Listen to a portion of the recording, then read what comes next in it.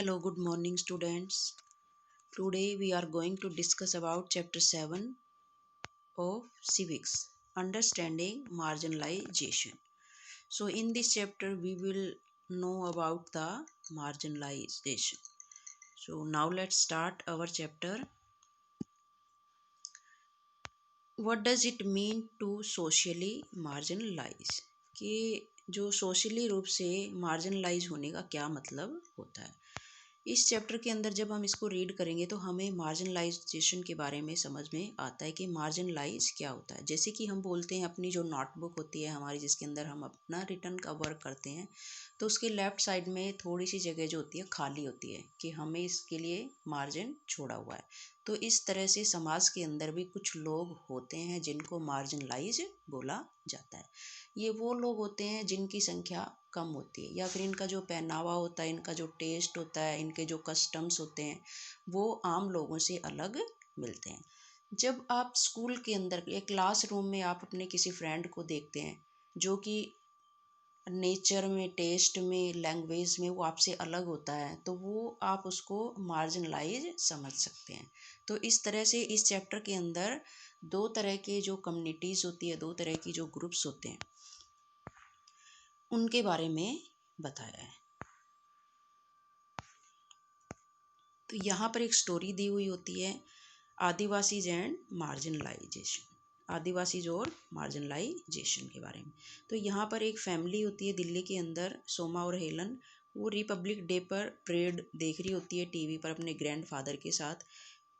जब वहाँ पर जो झांकियाँ निकलती है रिपब्लिक डे पर आदिवासीज की, उनको देखकर वो कहती है, ओ सी एन आदिवासीज फ्लोट, इन आदिवासीज जो होते हैं इनकी नाक को देखिए। फिर वो अपने ग्रैंडफादर को बोलती है, दादू why do they always show Adivasis as only dancing, कि हमेशा डांस क्यों करते रहते हैं। दादू जो होता है उनको अपना एक्सपीरियंस शेयर करते हैं कि जब हम तुम्हारी उम्र के थे तो हम उड़ीसा में रहते थे, हमारा गांव होता था, हमारी अपनी ज़मीन होती थी, हमारे अपने जंगल होते थे, रिवर्स होती थी, तो हमें अपनी ज़रूरत की जितनी भी चीज़ें होती थी हम वहाँ से उनको कलेक्ट कर लेते थे। तो वो दोनों लड़कियाँ दादू को बोलती है, तो फिर आपने सरवाइव कैसे किया। दादू उनको बताता है कि किस तरह से जो अफसर्स थे उन्होंने हमें जंगल से बाहर निकाला, फॉरेस्ट से हमें बाहर निकाल दिया और हमारे जो हक होते थे उनसे हमें वंचित कर दिया। तो वो कहते कि फिर आपने सरवाइव कैसे किया, आपने अपनी जान कैसे बचाई। दादू ने कहा कि हम में से बहुत सारे लोगों को अपने घर बार छोड़ने पड़े, आसपास के कस्बों में जो काम धंधे समय समय पर मिल जाते थे हम उन्हें करने लगे। तो इस तरह से हमने अपना जो घर होता है वो चलाया। तो इस तरह से ये जो ग्रैंडफादर और जो ग्रैंड डॉटर होती है उनके बीच में कन्वर्सेशन होता है कि वो लोग जो थे कितने मुश्किल दौर से गुजरे हैं, और जब वो उनको डिस्प्लेस किया गया था तो उनके लिए जो दिन थे वो कितने मुश्किल भरे थे, कि उन्होंने किस तरह से सरवाइव किया। वो कई दिनों तक स्कूल भी नहीं जा पाए थे, और जो लैंड को उन्होंने दिया था, बेचा था ऑफिसर्स को, वो पैसे भी उनको थोड़े दिन ही चले। तो इस तरह से ये उनकी कन्वर्सेशन होती है। You just read about how Dadu was forced to leave his village in Odisha. Dadu's story is similar to the lives of millions of Adivasis in India.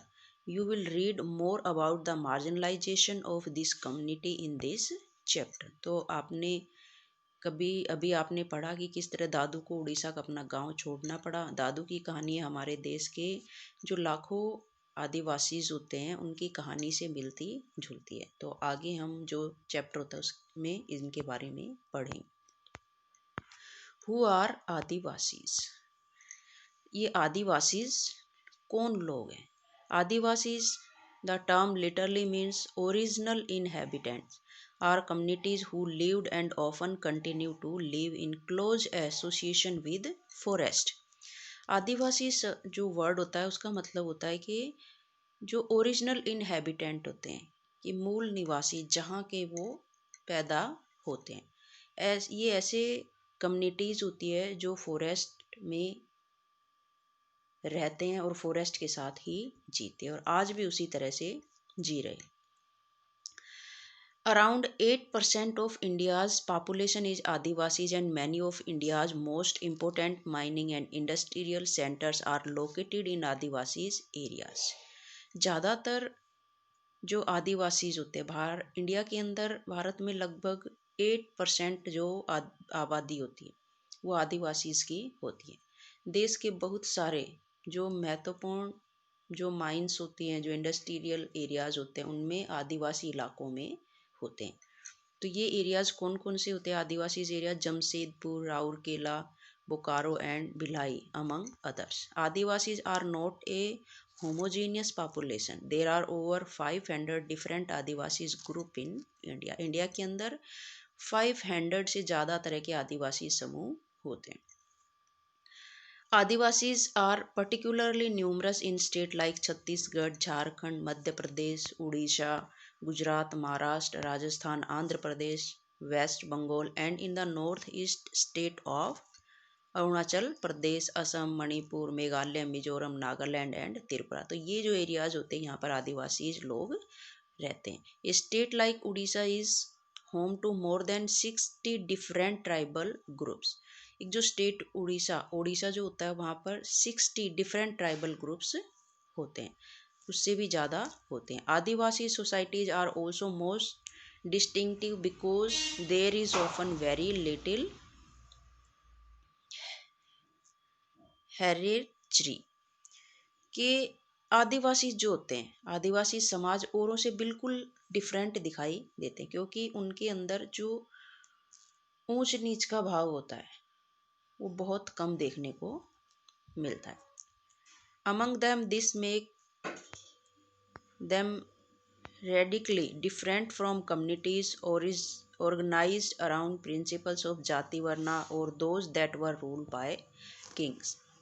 इसी वजह से ये जो समुदाय होते हैं, इनमें जाति वर्ण पर आधारित जो समुदाय होते हैं या राजाओं के शासन में रहने वाले जो कम्युनिटीज होती हैं उनसे बिल्कुल अलग होते हैं। Adivasi practice a range of tribal religion that are different from Islam, Hinduism and Christianity. These often involve the worship of ancestors, village and nature spirits, the last associated with and residing in various sites in the landscape, mountain spirit, river spirit, animal spirit, etc. आदिवासी जो होते हैं इनमें बहुत सारे जनजातीय धर्म होते हैं। इनके धर्म जो होते हैं इस्लाम, हिंदू, ईसाई आदि धर्मों से बिल्कुल अलग होते हैं। ये अक्सर अपने जो एंसेस्टर्स होते हैं या फिर जो नेचर होती है उसकी पूजा करते हैं। प्रकृति से जुड़ी आत्माओं में पर्वत, नदी, पशु आदि की आत्माएं ये मानकर चलती। तो इस तरह से इनकी जो पूजा पाठ होती है वो भी अलग होती है। The village spirit are often worshipped at specific scared groves within the village boundary, while the ancestors ones are usually worshipped at home. Additionally, Adivasis have always been influenced by different surrounding religions like Sakta, Buddhist, Vaishnava Bhakti, and Christianity. Simultaneously, Adivasis religion themselves have influenced dominant religion of the empire around them. तो इस तरह से जो आदिवासीज होते हैं अपने आसपास के बौद्ध और ईसाई आदि धर्मों पर, वैष्णव भक्ति आदि पंथों से भी प्रभावित होते रहे हैं। लेकिन यह भी सच है कि ये आदिवासीज के धर्मों का आसपास के जो साम्राज्य में प्रचलित जो उनका धर्म होता है उन पर असर पड़ता रहा है।